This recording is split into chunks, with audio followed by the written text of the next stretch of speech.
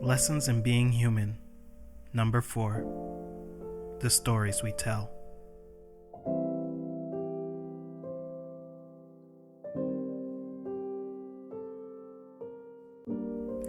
At some point, we have to make a conscious decision for ourselves, an intentional agreement with ourselves, a commitment to ourselves, to never feel guilty or apologetic about our words, our actions, or our feelings towards others, or to be indebted to anyone else emotionally, physically, or spiritually, not because we are headstrong and unwise, but because we are vulnerable and tempered by the fires of our hard-learned lessons of past experience and undoing.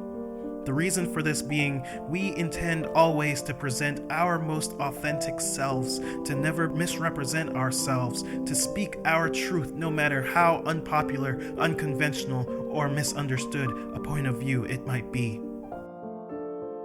At one point or another, you likely remember reaching a plateau where you shouldered the burden of all the excuses you ever told, all the half-truths you had ever spun, the negligence you continued to irresponsibly perpetuate, coupled with the crippling sense of loneliness you felt standing in the middle of a crowded room where it seemed nobody really knew the real you.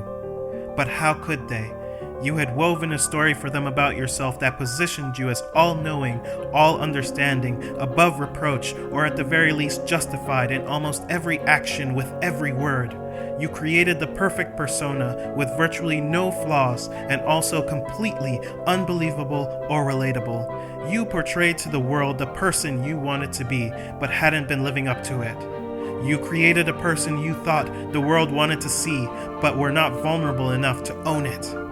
When you fake it for so long, you never really learn how to truly make it. Any admission of unknowing is knowingly conceded with an air of pretension. We become stuck in our ways. The way forward is truth, brutal, honest truths. We must reckon with ourselves. First, realize that you are not a bad person.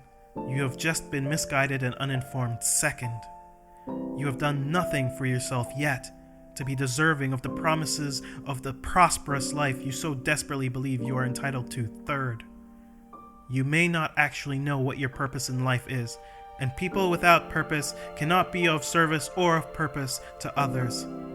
Lack of purpose breeds doubt, regret, fear, insecurity, and anxiety. It strains your aura, infects your soul, and transfers itself to every other living thing your life touches. The truth hurts. It shouldn't, but it does. The more we deny admitting the truths about ourselves to ourselves, learn, heal, and grow, the more we hurt others. The stories we tell ourselves and others are the very fabric of reality upon which the threads of our lives are woven and worn. A story of no substance, misshapen, thin, and bearing many holes, cannot provide comfort and warmth.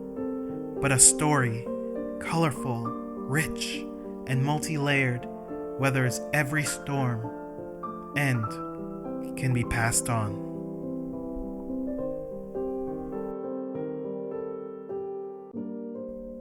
This piece was written by Rich Hackman. If you enjoyed this piece, shoot me a message. Let me know at richardkhackman@gmail.com.